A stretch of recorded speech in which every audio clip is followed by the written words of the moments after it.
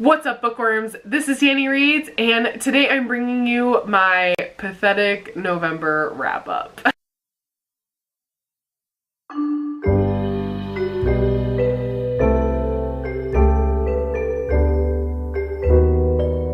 So in the month of November, I read a total of 7 books, which to me is really disappointing because I feel like I failed, but at the same time I'm just so slumpy and it just makes me feel sad. So I listened to about 6.5 audiobooks. One of the books I read halfway through physically and then finished it off listening to it on audiobook, and the rest of these I did listen to on audiobook.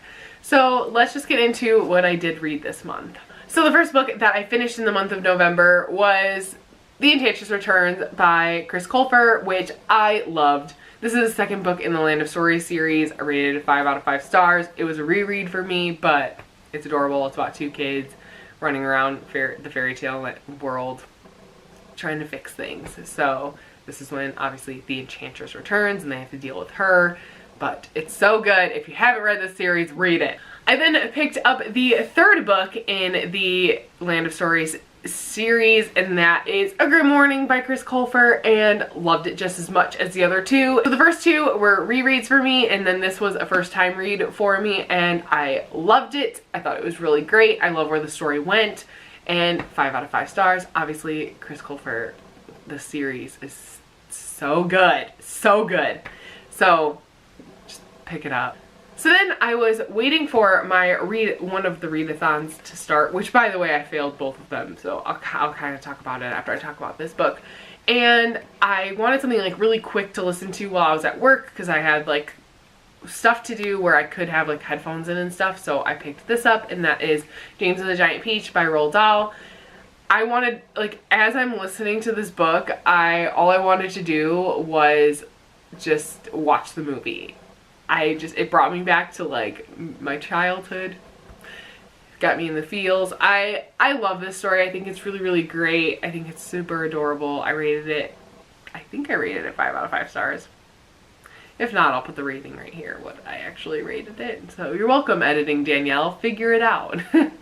But yeah, I really, really love this book, and I still haven't watched the movie since I've read it, but I think I'm going to do that after I'm done filming my videos today. The next book is the book that I started reading physically and then finished it off in an audiobook, and that is The End of Oz by Danielle Page, which is the 4th and hopefully final book in the Dorothy Must Die series. And the only reason why I say hopefully is because every time I feel like the series is over, another book comes out. So I just don't want to be blindsided again.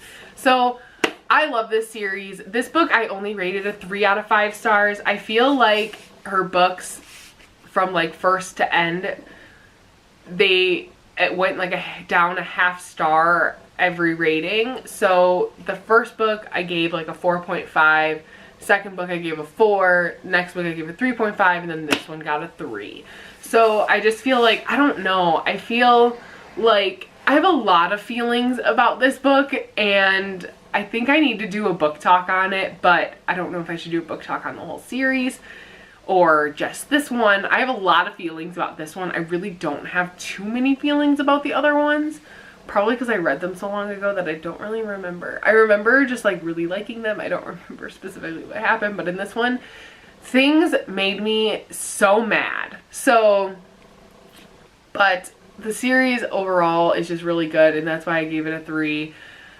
If you like retellings, this is a really great Wizard of Oz retelling. I would definitely pick it up. I'm not trying to be like, oh, this is shit, because it's not. Like, the books are really, really good, and I highly recommend you pick them up. I just was disappointed in this one compared to the other ones. So, but yeah, 3 out of 5 stars.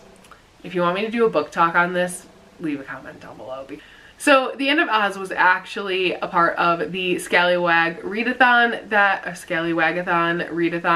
I participated in, and that was for the challenge of read a book with death in it. Definitely had death in it.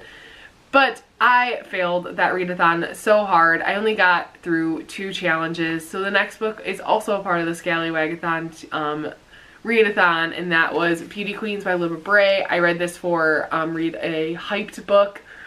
I listened to this on audiobook while driving down to Tennessee with Heather. We listened to it together, and oh my god, this audiobook is one of my favorite things that has ever happened. So Libba Bray reads, or like does the audiobook, and let me tell you, if I physically read this book, I probably wouldn't have rated it as high as I did, but that audiobook, oh my god, it's so good.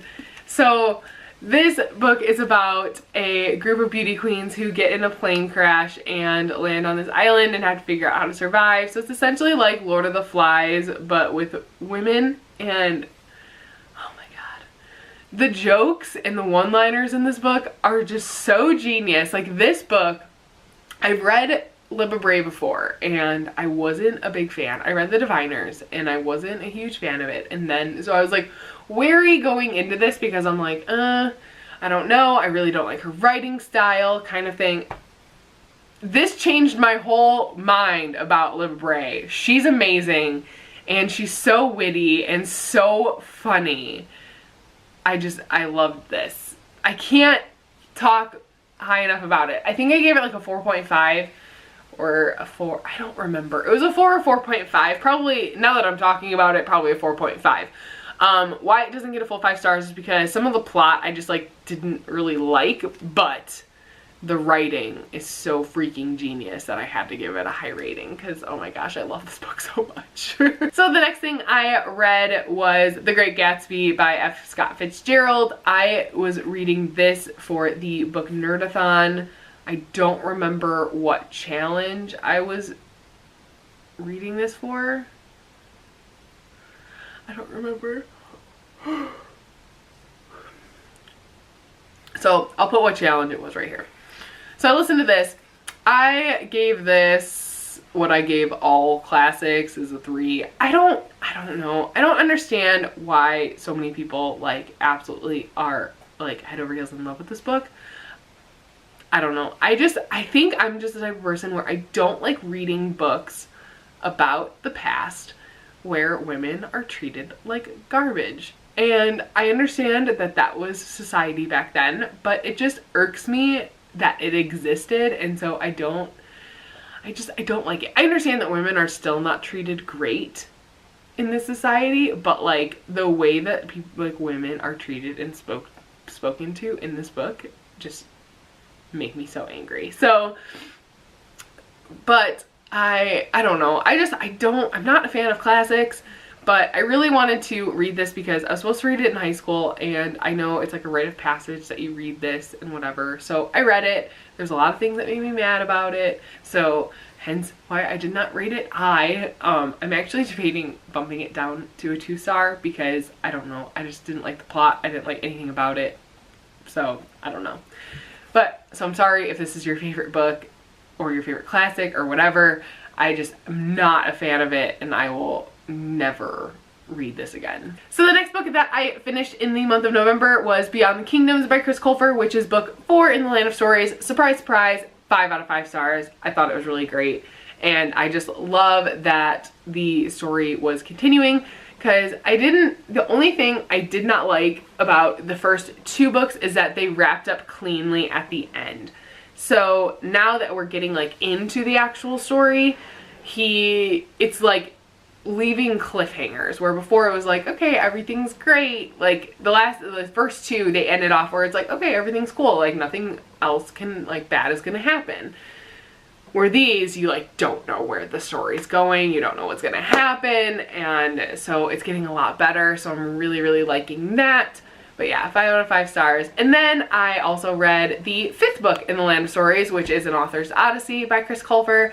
5 out of 5 stars yet again. As the story's progressing, I'm loving the stories more and more. So like, I thought I loved it at book 1, but at book 5, I'm like way more intrigued. I love it so much. I love all the characters, like even all the like minor side characters. I love all of them. I think they're all just so great.